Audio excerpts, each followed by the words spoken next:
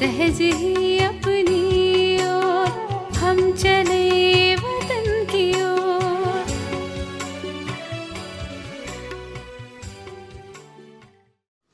ஓம் சாந்தி. 3/10/1975 அவ்யக்த பாப்தாதா மதுபன். வாணியின் தலைப்பு: விசால ரூபத்தில் சேவை செய்வதற்காக விசால புத்தி உடையவர் ஆகுங்கள். அனைவரும் தன்னை படைப்பவர் தந்தை மூலமாக சட்டம் மற்றும் விதியை தெரிந்தவர்கள் என்று நினைக்கிறீர்களா? சட்டம் மற்றும் விதியை தெரிந்திருப்பவர் ஒவ்வொரு எண்ணம் மற்றும் ஒவ்வொரு காரியத்தில் வெற்றி சுரூபமாக ஆகின்றார். அப்படி தன்னை அனுபவம் செய்கிறீர்களா? சித்தி சுரூபம் என்றால் துக்கமற்ற ஊரின் மகாராஜா. எதிர்காலத்து ராஜ்ய பாக்கியத்தை அடைவதற்கு முன்பாக தற்சமயத்திலும் துக்கமில்லா ஊரின் மகாராஜாவாக இருக்கிறீர்கள். அதாவது எண்ணத்தில் கூட துக்கத்தின் உணர்வுகள் இருக்க வேண்டாம்.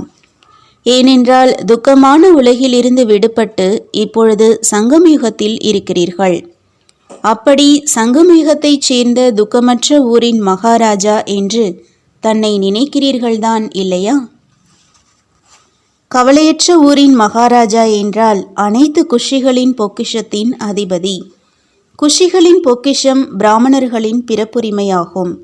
இந்த உரிமையின் காரணமாகத்தான் நீங்கள் உயர்ந்த ஆத்மாக்களின் பெயர் மற்றும் உருவத்திற்கு மரியாதை ஏற்பட்டு கொண்டே இருக்கிறது. அந்த மாதிரி துக்கமற்ற ஊரின் மகாராஜா அவருடைய பெயரை சொல்வதினாலேயே அநேக ஆத்மாக்களின் துக்கம் அற்ப காலத்திற்காக விலகிவிடுகிறது. அவர்களுடைய சிலைகள் படங்களை பார்த்து சரித்திரங்களை மகிமை செய்கிறார்கள் மற்றும் துக்கமான ஆத்மா குஷியை அனுபவம் செய்ய தொடங்குகிறது. அப்படி சைத்தன்யமான கவலையற்ற ஊரின் மகாராஜாவாக சுயம் நீங்கள் இருக்கிறீர்களா? தன்னுடைய பொக்கிஷங்களை தெரிந்துள்ளீர்களா? அனைத்து பொக்கிஷங்களை நினைவில் வைத்து கொண்டே எப்பொழுதும் மகிழ்ச்சி நிறைந்த, அதாவது எப்பொழுதும் இயற்கை மற்றும் 5 விகாரங்களின் கவர்ச்சியிலிருந்து விலகி இருப்பவர். இதே குஷியின் பொக்கிஷங்களின் நிரம்பிய சொரூபம் ஒரு தந்தையை தவிர வேறு யாரும் இல்லை என்று அனுபவம் செய்கிறீர்களா? பொக்கிஷங்களின் சாவியை உறுதியாக வைத்திருக்கிறீர்கள்தான் அல்லவா? சாவியை தொலைந்து போக விடுவதில்லையே. நேரத்தின் மற்றும் நேரத்திற்கு ஏற்றபடி ஆத்மாக்களின் சூக்ஷ்ம அழைப்பு காதில் விழுகிறதா? அல்லது தன்னிலேயே எப்பொழுதும் பிஸியாக இருக்கிறீர்களா? சென்ற கல்பத்து உங்களுடைய பக்த ஆத்மாக்கள் அவரவர்களின் இஷ்ட தேவதைகளை ஆவாகனம் செய்து கொண்டிருக்கிறார்கள். வந்துவிடுங்கள் வந்துவிடுங்கள் என்று குரல் கொடுத்து கொண்டே இருக்கிறார்கள். நாளாக நாளாக தன்னுடைய கூக்குரலை இசை வடிவமாக்கி, அதாவது இசை கருவிகளை இசைத்து மிக உயர்ந்த குரலில் அழைக்க தொடங்குகிறார்கள். உங்கள் அனைவரையும் திருப்திப்படுத்துவதற்காக அநேக சாதனங்களை உபயோகிக்கிறார்கள். அப்படி சைத்தன்யத்தில் குப்தமான ரூபத்தில் கேட்டுக்கொண்டே பார்த்து கொண்டே இரக்கம் வரவில்லையா? மற்றும் இதுவரையிலும் தன்மேலேயே இரக்கம் காட்டுவதில் பிஸியாக இருக்கிறீர்களா? விஸ்வ கல்யாண்காரி மகாதானி வரதானி சொரூபத்தில் நிலைத்திருப்பதினால்தான் இரக்கம் வரும்.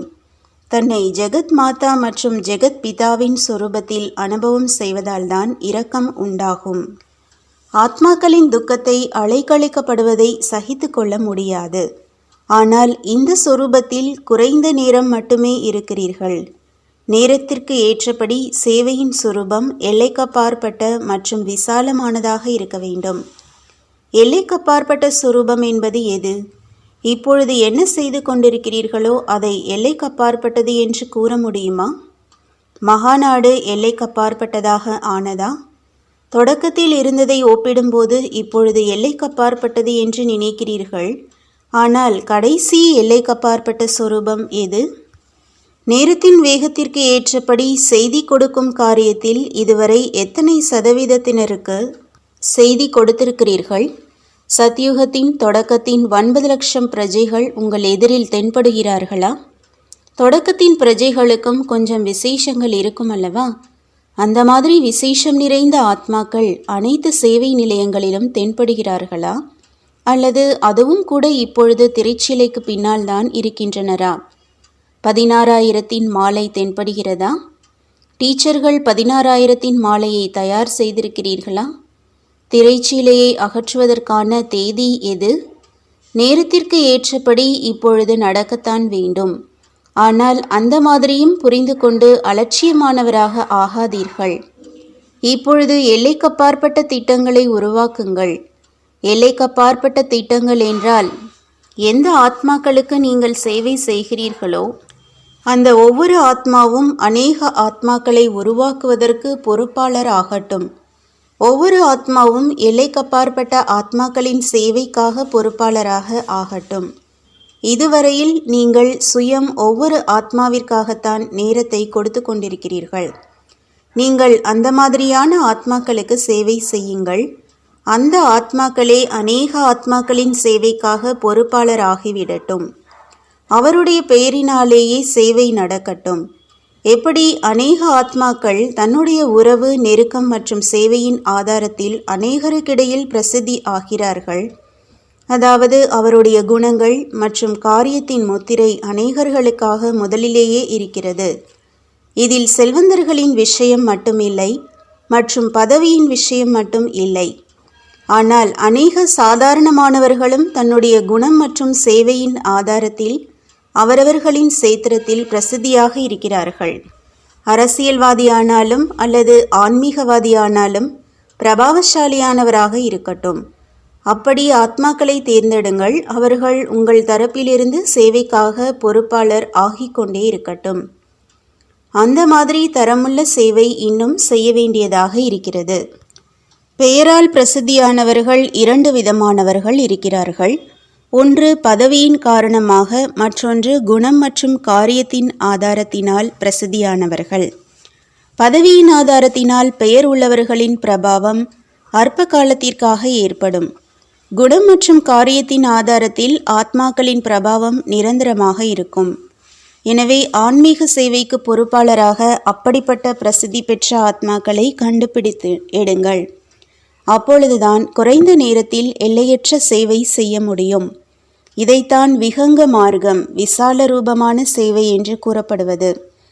இதில் ஒருவர் மூலமாக அநேகருக்கு அம்பு பாய்ந்து விட வேண்டும். அந்த மாதிரி ஆத்மாக்களின் வருகையினால் அநேக ஆத்மாக்கள் வருவது தானாகவே ஏற்பட்டுவிடும். எனவே இப்பொழுது அந்த மாதிரி சேவைக்கான வடிவமைப்பை உருவாக்குங்கள். அந்த மாதிரி சேவைக்கு பொறுப்பாளராகும் ஆத்மாக்கள் இறை மாணவர்களாகிய உங்களைப் போல் இடைவிடாது வரும் மாணவர்களாக இருக்க மாட்டார்கள். அவர்களுடைய உறவு மற்றும் நெருக்கம் மற்றும் அன்பு நிறைந்ததாக இருக்கும்.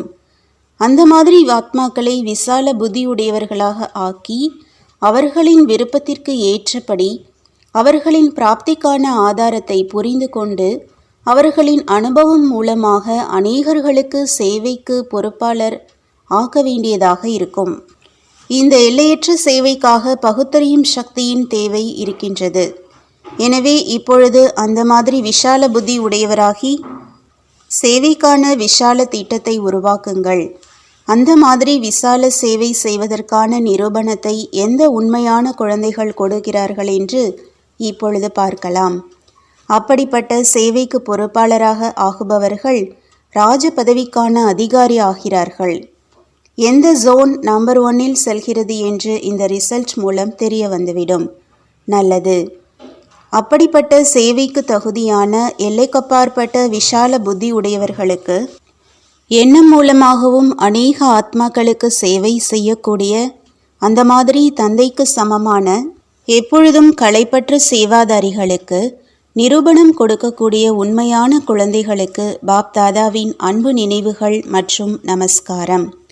வரதானம்: நேரம் மற்றும் வாயுமண்டலத்தை பகுத்தறிந்து தன்னை பரிவர்த்தனை செய்யக்கூடிய அனைவரின் அன்பிற்குரியவர் ஆகுங்கள். யாரிடம் பரிவர்த்தனை சக்தி இருக்கிறதோ அவர் அனைவருக்கும் பிரியமானவராக ஆகுகின்றார். அவர் கருத்துக்களிலும் சகஜமாக இருப்பார். அவரிடம் வளைந்து கொடுப்பதற்கான சக்தி இருக்கும். அவர் இது என்னுடைய கருத்து, என்னுடைய திட்டம், என்னுடைய சேவை இவ்வளவு நல்லதாக இருந்த போதிலும் என்னுடையது ஏன் ஏற்றுக்கொள்ளப்படவில்லை என்று ஒருபொழுதும் கூற மாட்டார். இந்த என்னுடையது என்பது வந்தது என்றால் கலப்படம் ஆகிவிட்டது. எனவே நேரம் மற்றும் வாயுமண்டலத்தை பகுத்தறிந்து தன்னை பரிவர்த்தனை செய்தீர்கள் என்றால் அனைவரின் அன்பிற்குரிய நம்பர் 1 வெற்றியடைபவர் ஆகிவிடுவீர்கள். ஸ்லோகன்: பிரச்சனை சுரூபமாக ஆகாமல் பிரச்சனைகளை அகற்றுபவர் ஆகுங்கள். ஓம் சாந்தி. तुम बच्चों को तो सर्विस करनी है, जो बाबा कहते हैं सबको ये बताओ कि देखो तुम्हारा एम एंड ऑब्जेक्ट ये है, एक गीता है बढ़िया, ये राजयोग है ना बच्चे। कैसे है राजयोग? बिल्कुल सहज है कि बाप को याद करो तो ये वैसा मिलेगा तुमको। ओम शांति।